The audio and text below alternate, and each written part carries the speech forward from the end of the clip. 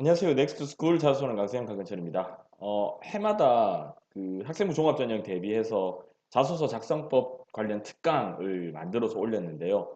올해의 경우에는 스케줄과 뭐 저희 센터 이전 작업 뭐 이런 것들 때문에 촬영과 관련된 스케줄을 잡을 수가 없었습니다. 그래서 올해는 그냥 뛰어넘을까라는 생각도 했었는데 온라인을 통해서 많은 분들이 올해는 왜 자소서 특강 관련 영상 안 올려주시냐라고 하는 어떤 그런 피드백을 되게 많이 받았습니다.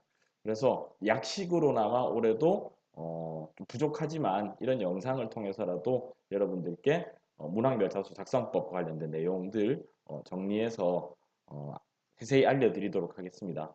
그 뭐 촬영의 방법이 약간 좀 부족한 거지 콘텐츠 자체는 전혀 부족하지 않으니까요. 제가 어디 특강을 가서 하는 내용 그대로 오롯이 다 담아서 여러분들께 핵심만 중요한 내용만 위주로 알려드릴 테니까 그런 부분에 있어서는 걱정 안 하셔도 될 것 같고요.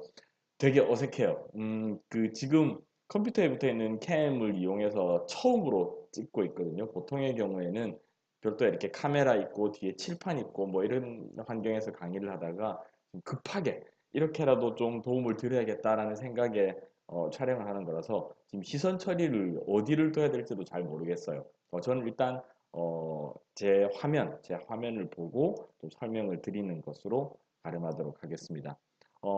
오늘 그 강의는 지금 계획은 한 4번 정도, 한 10분 내외의 영상으로 4가지 정도 내용을 여러분들께 좀 알려드리는데 초점을 맞춰보도록 하겠습니다.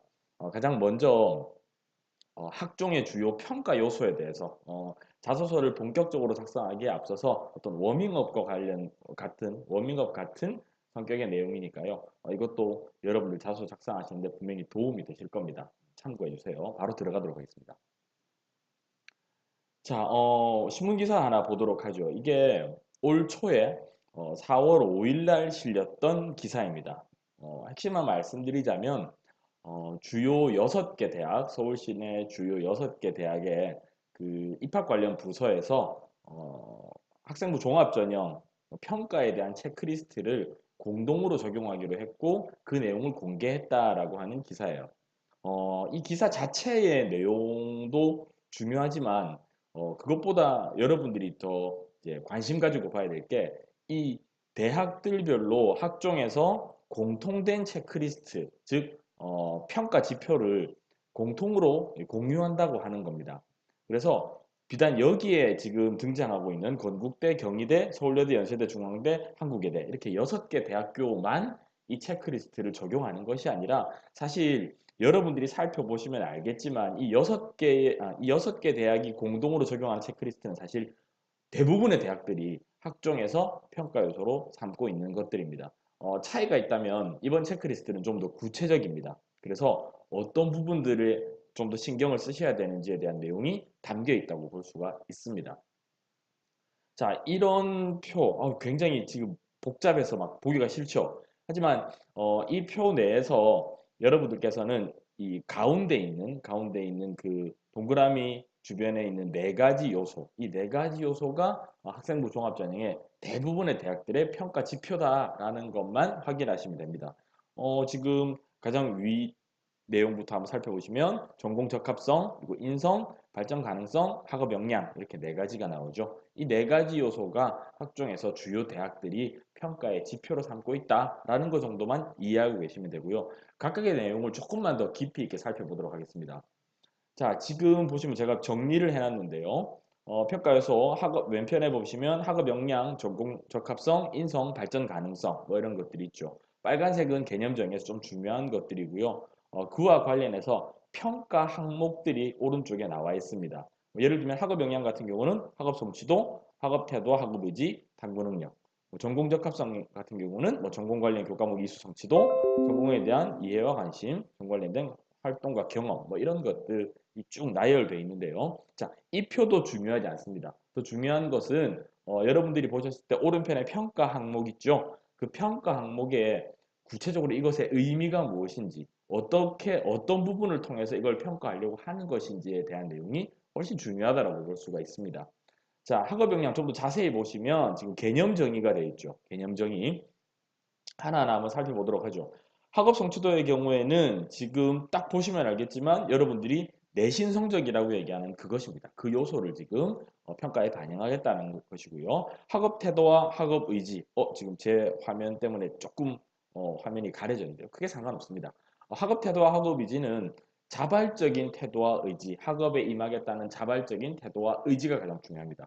탐구 능력은 호기심이라고 하는 단어가 핵심이라고 볼 수 있죠. 자, 이렇게 봤을 때 학업 성취도의 경우에는 생활기록부의 내신으로 다 평가가 가능할 겁니다. 그렇죠?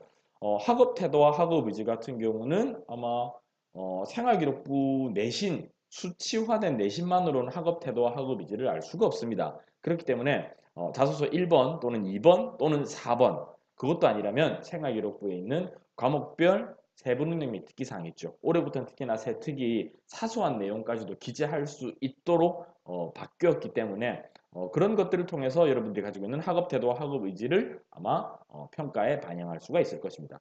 탐구 능력 역시도 마찬가지로 자소서 1번, 2번, 4번 문항에서 주로 여러분들이 많이 어필하실 수 있을 겁니다. 그러니까 눈치채신 분들 계시겠지만 지금 제가 주요 6개 대학의 평가 요소, 즉 일반적인 대학의 학생부 종합전형의 평가 요소 4가지를 구체화한 것들을 각각 어떤 것들을 통해서 평가가 가능한지, 어떤 문항은 뭐 생활기록부 내신, 어떤 것은 생활기록부 뭐 독서, 어떤 것은 자소서 1번 문항, 어떤 것은 자소서 2번 문항 이런 식으로 각각의 평가 항목이 어디에서 어필하는 게 가장 좀 적절한지, 어디에 그런 내용들이 나타나야 되는지에 대한 것들을 이번 시간에 여러분과 한번 정리해 볼 거예요. 그렇다면 나중에 이제 자소서를 여러분들이 작성하시게 될 때 1번 문항은 어떤 내용 위주로, 2번 문항은 어떤 내용 위주로 뭐 이런 식으로 해서 정리를 딱 해놓는다면 아마 작성을 하시는데 어려움이 좀 덜 하실 겁니다. 자, 전공 적합성입니다. 전공 적합성이 여러분들이 알고 있는 것과 가장 큰 차이를 보이는 것입니다.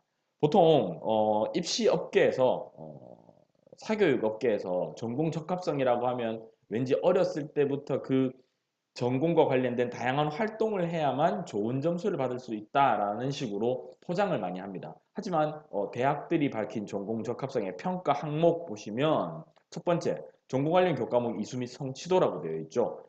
그래서 이거의 개념 정의는 고교 교육과정에서 지원 전공에 필요한 교과목을 수강하고 취득한 학업 성취의 수준입니다. 즉 무슨 말이냐면 예를 들어 볼게요. 지금까지 그 수시와 관련된 컨설팅이나 입시 관련 업체들에서는 이랬어요.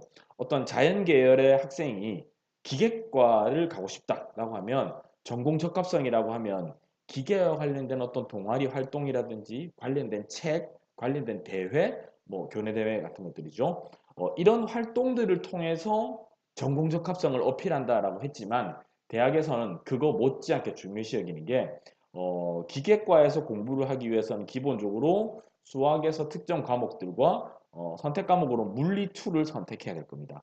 그러니까 기본적으로 아무리 다양한 활동을 한다고 할지라도 그러한 교과목들을 고교 과정에서 수강하지 않았다라고 하면 전공 적합성에서 상대적으로 좋은 평가를 받을 수가 없는 것이죠. 그래서 여러분들은 지금 여러분들의 생활 기록부를 딱 살펴보실 때 해당 학과에서 공부를 하는데 기본적인 베이스가 되는 그런 선택 과목들을 수강했는지 여부를 꼼꼼히 살펴보셔야 됩니다. 꼭 뭐 어떤 앞서 말씀드린 것처럼 그 전공과 관련된 어떤 활동을 반드시 해야만 뭐 전공 적합성이 높고 아닙니다. 그것보다 훨씬 더 중요한 요소가 교육과정상, 고교 교육과정상 대학에서 공부하는데 필요한 교과목을 수강했는지 여부입니다. 수강했다면 그것의 학업 성취도 역시도 중요하게 작용하겠죠. 두 번째, 전공에 대한 관심과 이해입니다. 이것은 뭐 독서 기록을 통해서나 아니면 생활 기록부의 곳곳을 통해서 드러날 수가 있겠죠. 전공 관련 활동과 경험 역시도 마찬가지입니다. 이 부분 두 번째 내용과 세 번째 내용은 뭐 기존에서 전공 적합성 얘기하면 항상 등장했었던 내용들이 있었죠. 독서 활동이라든지 동아리 활동 뭐 이런 것들을 통해서 드러날 수도 있지만 첫 번째 내용 같은 경우는 선택 과목을 무엇을 선택했느냐 그리고 방과 후 심화 수업에 어떤 데 좀 더 포커스를 맞추고 노력을 했느냐에 대해서 평가를 한다는 내용입니다. 자, 역시 말씀드린 것처럼 이수 교과목 이수 및 성취도의 경우에는 생활기록부 내신과 관련이 되고요. 전공 관련 관심과 이해 같은 경우는 자소서 1, 2, 4번, 경험과 활동 자소서 1, 2, 4번.